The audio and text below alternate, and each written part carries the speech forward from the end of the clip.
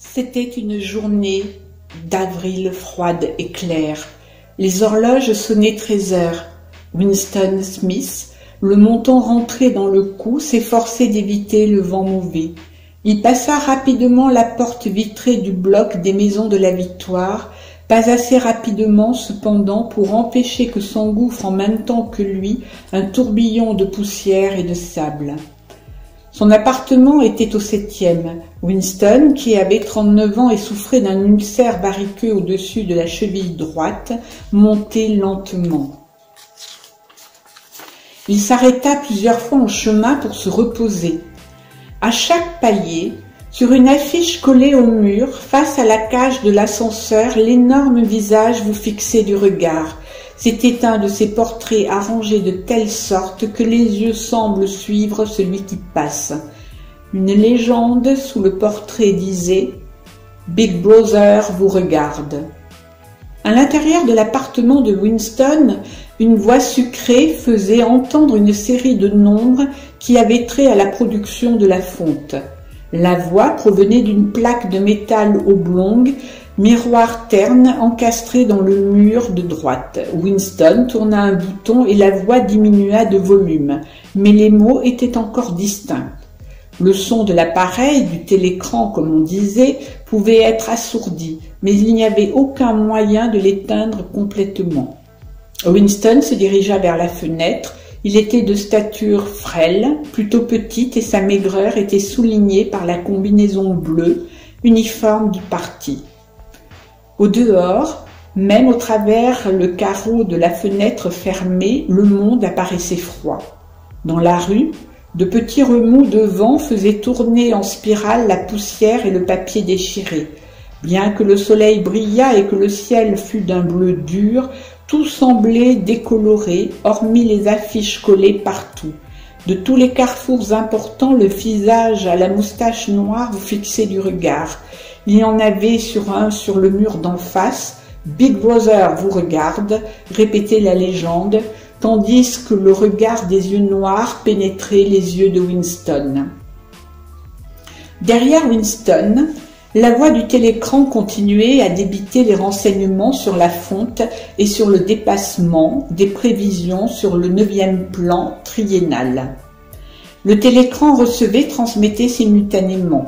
Il captait tous les sons émis par Winston au-dessus d'un chuchotement très bas. De plus, tant que Winston demeurait dans le champ de vision de la plaque de métal, il pouvait être vu aussi bien qu'entendu. Naturellement, il n'y avait pas moyen de savoir si à un moment donné on était surveillé, combien de fois et suivant quel plan la police de la pensée se branchait-elle sur une ligne individuelle quelconque. Personne ne pouvait le savoir. On pouvait même imaginer qu'elle surveillait tout le monde constamment. Mais de toute façon, elle pouvait mettre une prise sur votre ligne chaque fois qu'elle le désirait. Et on devait vivre, on vivait, car l'habitude devient instinct, en admettant que tout son ennemi était entendu et que, sauf dans l'obscurité, tout mouvement était perçu. Winston restait le dos tourné au télécran. Bien qu'un dos, il le savait, pût être révélateur. C'était plus prudent. À 1 kilomètre, le ministère de la Vérité où il travaillait s'est élevé vaste et blanc au-dessus du paysage sinistre. Voilà Londres, pensa-t-il avec une sorte de vague dégoût. Londres, capitale de la première région aérienne, la 3e par le chiffre de sa population de province de l'Océania.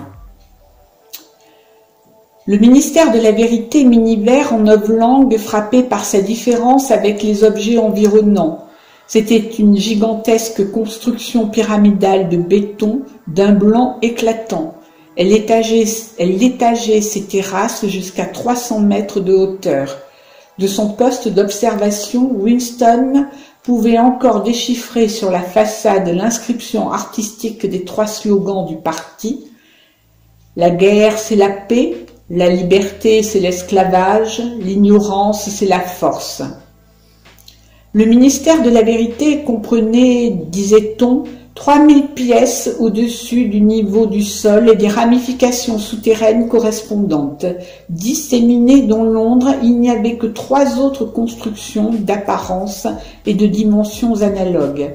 Elles écrasaient si complètement l'architecture environnante que du toit du bloc de la Victoire, on pouvait les voir toutes les 4 simultanément.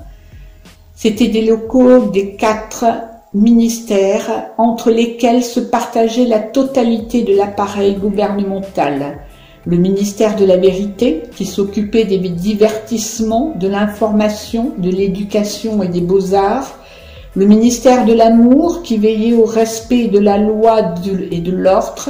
Le ministère de l'Abondance, qui était responsable des affaires économiques. Leurs noms en 9 langues étaient Miniver, Minipax, Mini-Amour, Mini-Plein. Le ministère de l'Amour était le seul réellement effrayant. Il n'y avait aucune fenêtre. Winston n'y était jamais entré et ne s'en était jamais approché à moins d'1 kilomètre. C'était un endroit où il était impossible de pénétrer, sauf pour affaires officielles. Et on n'y arrivait qu'à travers un labyrinthe de barbelés enchevêtrés, de portes d'acier, de nids de mitrailleuses dissimulées. Même les rues qui menaient aux barrières extérieures étaient parcourues par des gardes en uniforme noir à la face de gorille, armés de matraques articulées. Winston fit brusquement demi-tour. Il avait fixé sur ses traits l'expression de tranquille optimisme qu'il était prudent de montrer quand on était en face du télécran. Le télécran du living room était pour une raison quelconque placé en un endroit inhabituel. Au lieu de se trouver comme il était normal dans le mur du fond où il aurait commandé toute la pièce, il était dans le mur plus long qui faisait face à la fenêtre. Sur un de ses côtés, là où Winston était assis, il y avait une alcôve peu profonde qui, lorsque les appartements avaient été aménagés, était probablement destinée à recevoir des rayons de bibliothèque. Quand il s'asseyait dans l'alcôve, bien en arrière, Winston pouvait se maintenir en dehors du champ de vision du télécran. Il pouvait bien sûr, mais aussi longtemps qu'il demeurait dans sa position actuelle, il ne pourrait être vu. C'était l'aménagement particulier de la pièce qui avait en partie fait naître en lui l'idée de ce qu'il allait maintenant entreprendre. Ce qu'il allait commencer, c'était son journal. Ce n'était pas illégal, rien n'était illégal puisqu'il n'y avait plus de loi. Mais s'il était découvert, il serait sans aucun doute puni de peine de mort ou de 25 ans au moins de travaux forcés dans un camp. Winston adapta une plume au porte-plume et la suça pour en enlever la graisse. Une plume était un article archaïque, rarement employé, même pour les signatures. Il s'en était procuré une, furtivement et avec quelques difficultés, simplement parce qu'il avait le sentiment que le beau papier crémeux appelait le tracé d'une réelle plume plutôt que les éraflures d'un crayon à encre. À dire vrai, il n'avait pas l'habitude d'écrire à la main. En dehors de ces très courtes notes, il était d'usage de tout dicter au phonoscript, ce qui naturellement était impossible pour ce qu'il projetait. Il plongea la plume dans l'encre, puis hésita une seconde. Un tremblement lui parcourait les entrailles. Faire un trait sur le papier était un acte décisif. En petites lettres maladroites, il écrivit « 4 avril 1984 ».